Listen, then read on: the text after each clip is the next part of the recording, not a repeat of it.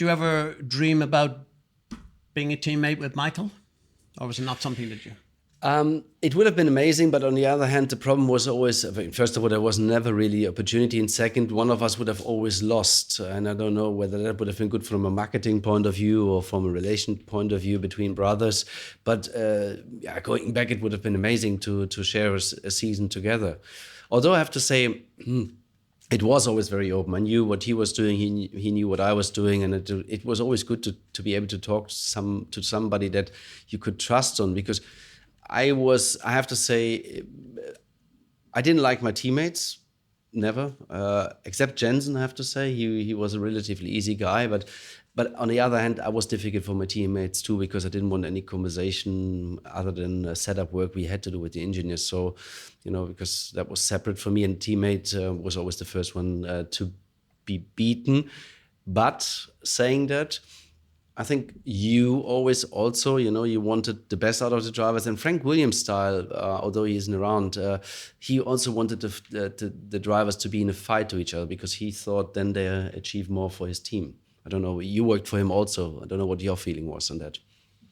Yeah, no, I was actually going to ask you about relationship with teammates. And, I appreciate how sort of blunt you are in terms of explaining you had no interest in sharing anything with them other than the setup of the team. I think I was a bit more naive when I first came to Formula One.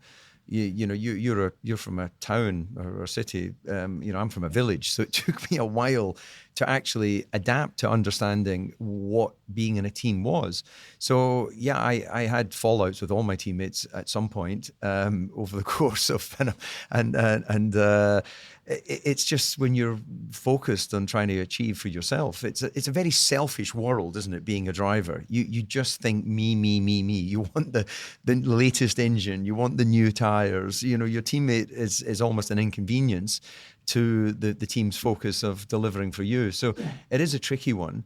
But yeah, Frank was an interesting character in that he loved you having a go, didn't he? He never seemed to be angry if you crashed the car, if he believed you were really on pursuit of something amazing. If you crashed just because you're an idiot, then of course he'd be pissed off. Or Patrick Head, I'm sure you had his booming voice on a number of occasions going, "Ralf, what are you doing?" Yeah, but I had good lessons in that. I had Gary Anderson and Eddie.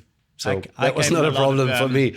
And I have to say, working with Patrick for me was most of the time more easy, because you could have a hard fight or discussion with him, and in the evening you sit together, have a glass of red and enjoy dinner.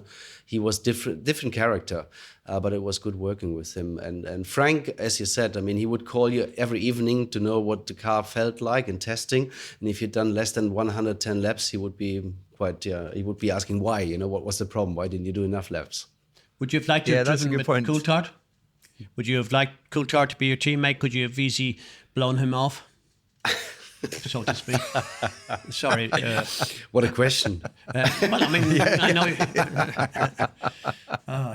Stop giggling, will you please? Should I say that again? I love it. In proper language. Well, we were teammates for one test. You were teammates? Yeah, for one test at least. Oh, one test. McLaren, my first ever test. I was driving against him one day. Were you quicker than him?